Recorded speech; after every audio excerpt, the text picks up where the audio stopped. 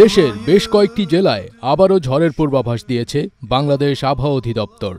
আজ বুধবার ভোর ৫টা থেকে দুপুর ১টা পর্যন্ত দেশের অভ্যন্তরীণ নদীবন্দরের জন্য দেওয়া আবহাওয়ার পূর্বাভাসে এসব তথ্য জানানো হয়। ঢাকাসহ দেশের ১২ জেলার ওপর দিয়ে সর্বোচ্চ ৬০ কিলোমিটার বেগে ঝড় ও বজ্রসহ বৃষ্টি হতে পারে বলে জানিয়েছে আবহাওয়া অধিদপ্তর।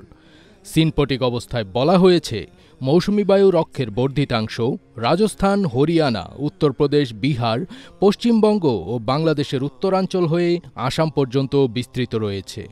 এর একটি বর্ধিতাংশ উত্তর বঙ্গোপসাগর পর্যন্ত বিস্তৃত।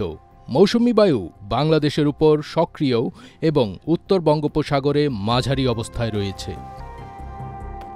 আবহাওয়াবিদ মোহাম্মদ তরিকুল নেওয়াজ কবিরের সই করা পূর্বাভাসে বলা হয়, ঢাকা, পাবনা, টাঙ্গাইল, ফরিদপুর, যশোর, কুষ্টিয়া, খুলনা, বরিশাল, পটুয়াখালী, নোয়াখালী, কুমিল্লা এবং চট্টগ্রাম অঞ্চলের ওপর দিয়ে দক্ষিণ অথবা দক্ষিণ পূর্ব দিক থেকে ঘণ্টায় ৪৫ থেকে ৬০ কিলোমিটার বেগে ঝোড়ো হাওয়া সহ বৃষ্টি অথবা বজ্রসহ বৃষ্টি হতে পারে।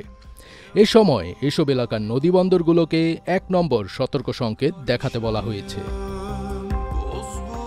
এদিকে সবশেষ সারা দেশের জন্য দেওয়া ১২০ ঘণ্টার পূর্বাভাসে বলা হয়েছে, আজ ঢাকা, খুলনা, বরিশাল ও চট্টগ্রাম বিভাগের অধিকাংশ জায়গায় এবং রংপুর, রাজশাহী, ময়মনসিংহ ও সিলেট বিভাগের অনেক জায়গায় অস্থায়ীভাবে দমকা হাওয়াসহ হালকা থেকে মাঝারি ধরনের বৃষ্টি অথবা বজ্রসহ বৃষ্টি হতে পারে।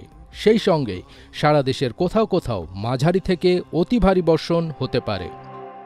সারা দেশে দিন ও রাতের তাপমাত্রা সামান্য হ্রাস পেতে পারে।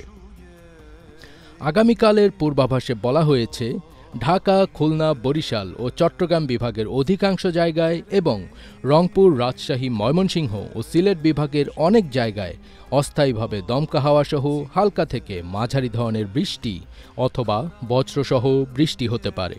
সেই সাথে সারা দেশের কোথাও কোথাও মাঝারি ধরনের ভারী থেকে অতি ভারী বর্ষণও হতে পারে। সারা দেশে দিন এবং রাতের তাপমাত্রা সামান্য কমতে পারে।